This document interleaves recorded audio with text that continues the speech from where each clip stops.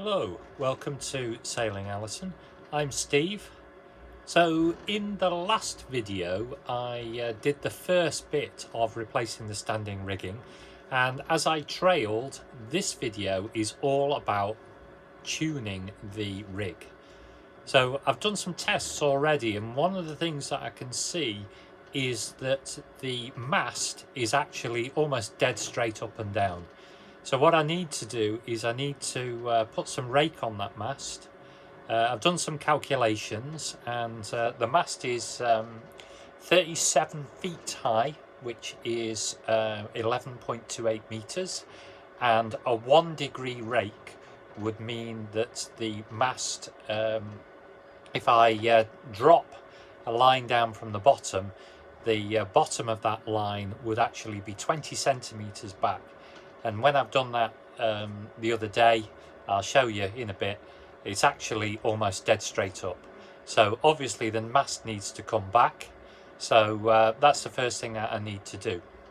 Now, in order for that to happen, I've got to be able to slacken off the forestay. And in order for me to slacken off the forestay, what I've got to do is I've got to move the furling system up.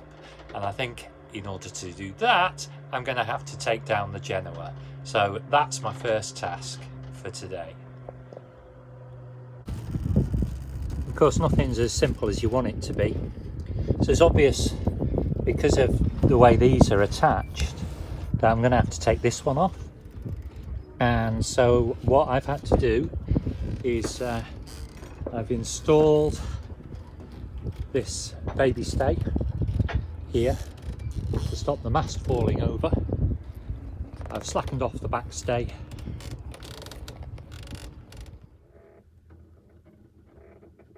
which meant that I had to install this, which stops the baby stay pulling out of the deck. So the back stay is now as short as it can be. So I have learned something very useful, which is the next time when I cut the new backstay, it needs to be, oh, I don't know, probably 4 or 5 centimeters shorter. When I remove it, what I'll do is I'll measure the length of this turnbuckle. Obviously I can't see it at the moment, and see how much I can take off the backstay. So that's useful. Now to reassemble everything. Morning. It's the next day, and it's time to finish off the tuning the rig. So first I'm going to do the cap shrouds, which are the ones that go from the top of the mast down through the cross trees on either side, and then the lowers. What I need to do is first, as I tighten the cap shrouds, make sure that the mast is vertical from side to side. And I have found that I've got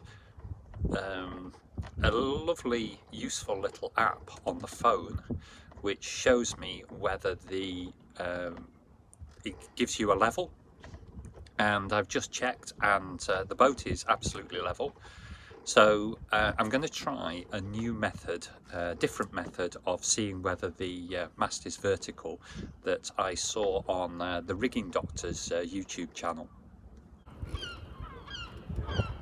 You can see from this it's leaning over to starboard quite a bit at the moment.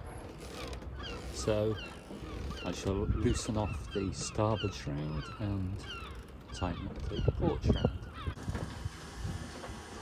So in the end I decided that that method wasn't going to work because there's a bit too much wind. The method that I ended up using was to use the baby stay. So because that's a wire, it's not going to stretch, and there was a clean run from the top of the mast to the bottom. It's actually attached almost at the head of the mast, so pretty accurate, and within a few mil it's square. So now I've hand tightened everything, so the next step is to get it all up to the correct tension.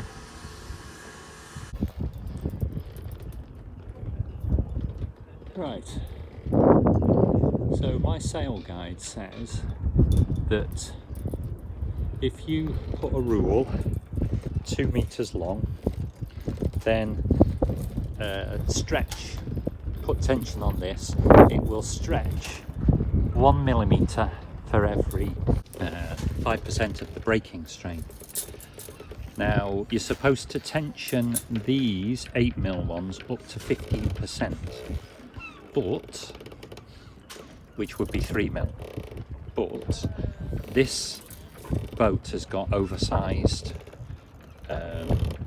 shrouds. They're supposed to be 6mm and they're actually 8. So I did a calculation, and basically what I need to do is stretch them by 2mm, not 3, and that should give me the right amount of tension for this boat. So what I'm going to do is I've measured from the bottom of the tape measure, because it wasn't quite on the top of that fixing, and I've added 2 millimeters. So I'm going to do like 1 turn at a time on each side to keep the tension equal, and then when I've got that extra 2mm of stretch, I should then have the tension right on both of the shrouds.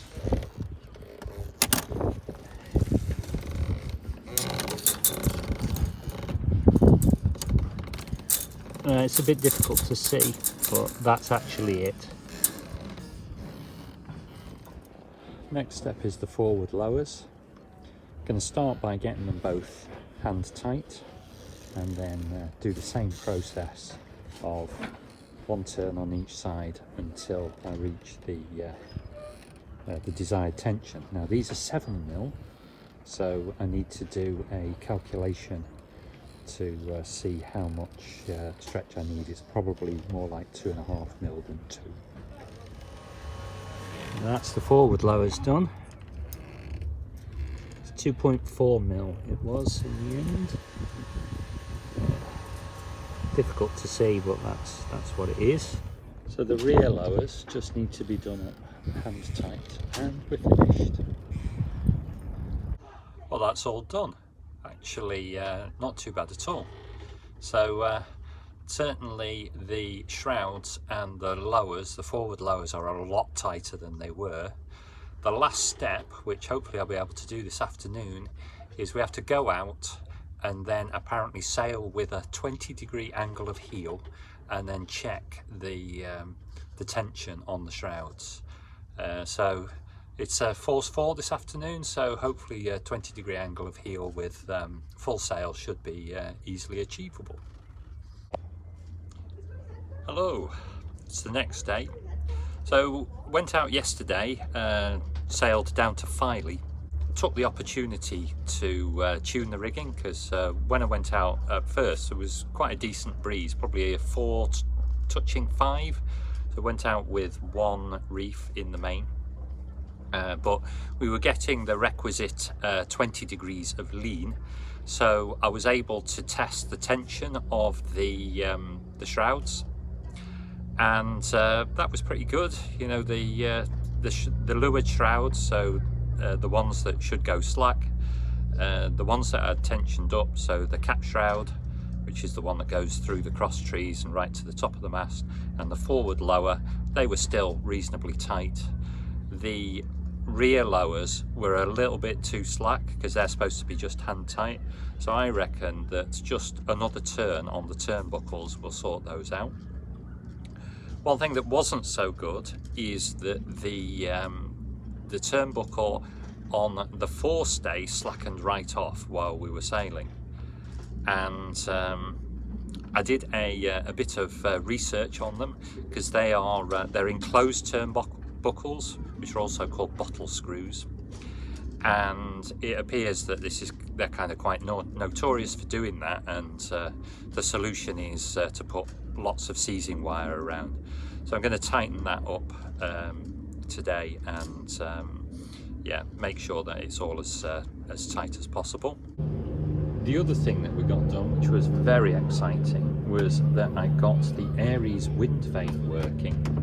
So you can see the mechanism there, and this leads back and it steers the boat, and it was really successful. Really pleased with that. I will do a full video on the setup later on, but yeah, think of this just as a teaser. And the last thing that wasn't so good was that when we turned around, so we'd been going into the wind down to Filey, turned around to go back up to Scarborough, and the wind had kind of died off quite a lot, and so we were getting you know, the main was going backwards and forwards, sort of flapping about, and the main sheet caught this handle and just ripped the mounting right off. So I need to remount that. I mean, you know, the kind of simple-minded thing is to say, well, it ought to be attached more firmly, but in a way I'm kind of quite glad that it ripped off, because what it meant was that the throttle unit wasn't damaged at all, so I was able just to you know, kind of hold it in both hands and get back in safely. But I'm going to move it a little bit more inboard so that the sheets won't catch it, and yeah, there's various different options I've looked, but I haven't decided which way to go yet. First job is to get the forestay tension sorted out, so I'm going to try and do it without having to completely dismantle the furling system. So I'm just going to slacken off the Genoa halyard first.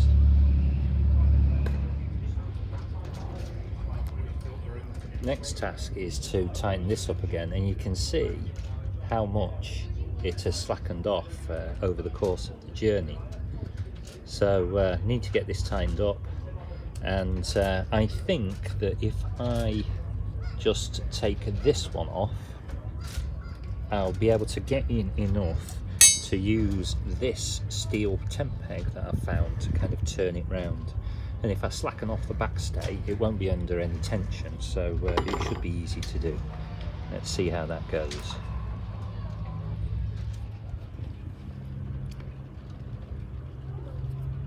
Right, that has worked. So if I do this, I can go to there, and then I can just do that. Pull that around, get that out, so it's working, which is great.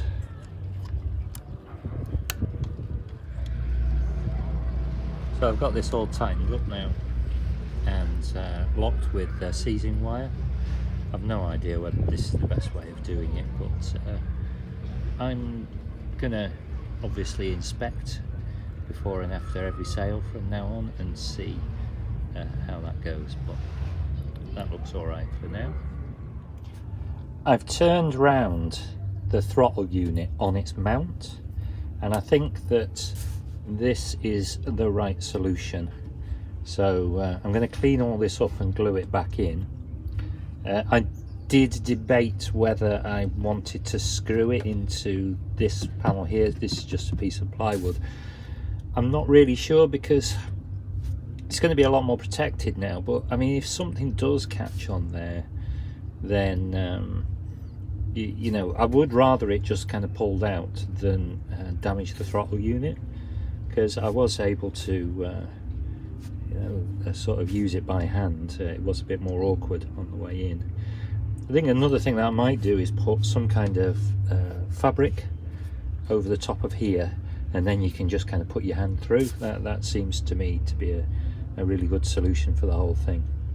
You know, maybe sort of attached at the top there and some poppers down here. Anyway, for now I'm just going to do this bit.